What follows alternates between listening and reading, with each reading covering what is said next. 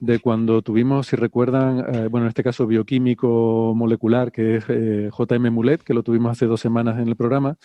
Le hicimos una entrevista estupenda en la que, entre otras cosas, nos habló de su nuevo libro, que por cierto acaba de salir, creo que el día 24 de marzo es cuando salió publicado.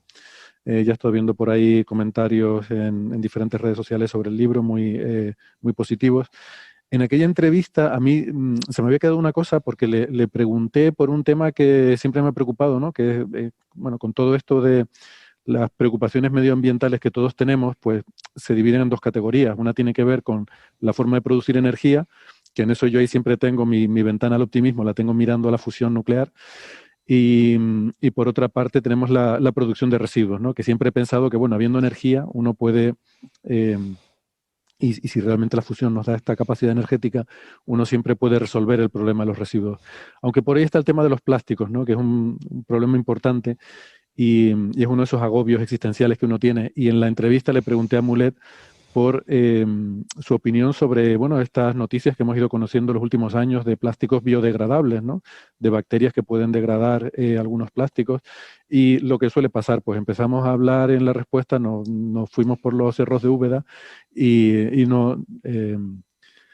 ni él me acabó contestando, ni yo recordé el volverle a repreguntar, ¿no? Así que la cosa quedó ahí. Luego me acordé y se lo pregunté en Twitter. Entonces en Twitter me respondió y le pedí que si me podía grabar un audio para poner esto en el programa porque me pareció, bueno, un tema interesante, ¿no? A mí por lo menos me interesa mucho y quería también pues que en los comentarios de Mulet pues que los pudieran escuchar también los oyentes de Coffee Break. Así que pues muy amablemente nos ha enviado este audio que vamos a escuchar ahora. Hola Héctor, ¿qué tal? Y oyentes de Coffee Break. Respecto a lo que nos quedó pendiente de las bacterias que degradan plástico.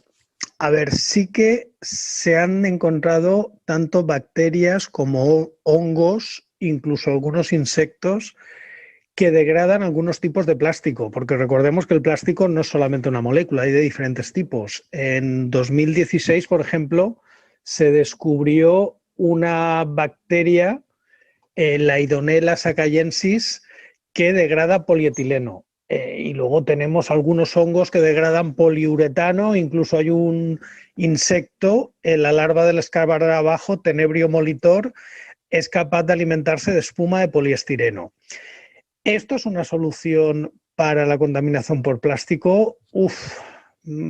Ojalá, pero voy a poner un ejemplo. El residuo agrícola más importante es la paja, la celulosa. Si ese residuo de celulosa pudiéramos convertirlo en azúcar y fermentarlo, tendríamos una fuente de bioetanol o incluso una fuente de alimentos. De hecho, hay algunos animales que pueden alimentarse de eso, como los rumiantes. Hace 40 años se descubrió una bacteria capaz de degradar la celulosa en azúcar. ¿Por qué sigue siendo un problema el tratamiento de los residuos agrícolas?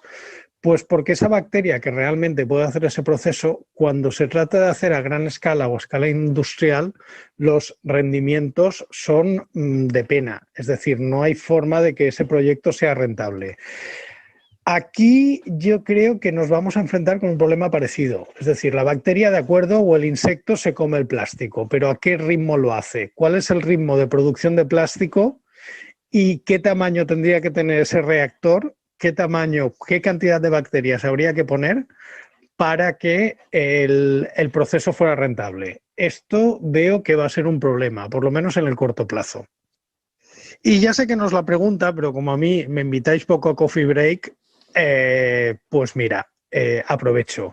En el último número de PNAS sale un editorial muy interesante sobre bioplásticos. Aquí no estamos hablando tanto de la degradación de plásticos, sino en producir plásticos de origen natural, no como la mayoría de plásticos que tenemos ahora, que son sintéticos y suelen ser derivados del petróleo.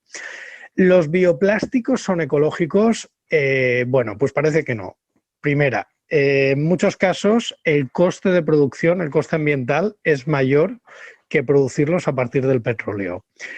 Sí que es verdad que la mayoría son biodegradables, pero ojo, la mayoría se biodegradan con compuestos de nitrógeno o compuestos como metano, que son gases de efecto invernadero. Por lo tanto, estaríamos convirtiendo energía solar en más gases de efecto invernadero, algo que no sería lo más aconsejable. Por lo tanto, tampoco parece que la producción de bioplásticos a día de hoy vaya a solucionar nada. Y de hecho hay bastantes tipos de bioplásticos. Están los de origen vegetal, los de origen bacteriano, los de bacteriano parece que funcionan un poco mejor, pero sustituir al plástico originado del petróleo va a ser complicado. Gracias por la atención y, como digo en estos casos, comed más brócoli. Bueno, pues muchas gracias, Amulet, y creo que estos comentarios son muy interesantes, ¿no? Entonces, bueno, se trata más bien de una cuestión de escala y de economía de escala, ¿no? De bueno, que no es un proceso rentable a día de hoy, ¿no? Esto lo que quiere decir es, como casi todo, que no estamos lo suficientemente asfixiados como para que esto sea rentable, buscarle una solución a gran escala. Bueno, JM ha usado la palabra rentable, pero yo creo que se puede interpretar de dos maneras distintas. La primera es rentable económicamente, que creo que es lo que todos pensamos en principio, pero también se puede interpretar como rentable a nivel de cuánto plástico degradas y cuánto plástico produces. O sea, quiero decir, si estás produciendo no sé cuánta cantidad de plástico al año, tienes que degradar más o menos esa misma cantidad de plástico al año. Y a lo mejor para eso también necesitas un reactor extremadamente grande. O sea, es rentabilidad en el sentido de que tu renta es el plástico que has degradado, no solo el dinero. El dinero también está ahí, también habrá que balancearlo. Muy bien. ¿Quieren hacer un comentario más sobre esto? O... Yo un comentario un poco friki. La bacteria esta que ha mencionado JM, la Ideonella sacaiensis, yo me enteré de que existía en el año 2015 y hablé de ello en la radio y tal y cual, y tiene un detalle gracioso, que es una bacteria que se descubrió en una planta de reciclaje de plástico, que es donde más natural es que evolucione alguien que coma plástico. ¿Por qué va a evolucionar una bacteria que come plástico en el suelo? Si en el suelo no hay plástico, ¿no? Pues ha evolucionado en una planta de reciclaje de plástico, lógicamente. Y eso me parece un triunfo de la evolución. Un triunfo de la evolución, pues sí. No sé pues si me permites un comentario. El tema del uso de bacterias como, digamos, biotecnología, ¿no? El uso de bacterias en biotecnología tiene ese gran problema que es cultivar bacterias es muy costoso, ¿no? O sea, las bacterias no podemos ponerlas en un bloque, una especie de sólido bacteriano y que tenga una serie de poros y que dentro metamos el plástico y la bacteria lo degrade. La bacteria necesita un entorno para poder ser producir, un entorno para... No solo se alimentan de plástico, también desechan ciertos productos, entonces tiene que haber un mecanismo de eliminación de esos desechos, etc. En biología sintética hay muchísimo trabajo en los últimos 20 años sobre cómo forzar a ciertas bacterias a explotar al máximo ciertas rutas metabólicas y lograr que se conviertan en fábricas controladas por los humanos para hacer cosas. Fabricar petróleo, degradar plástico, fabricar medicamentos, etcétera, etcétera.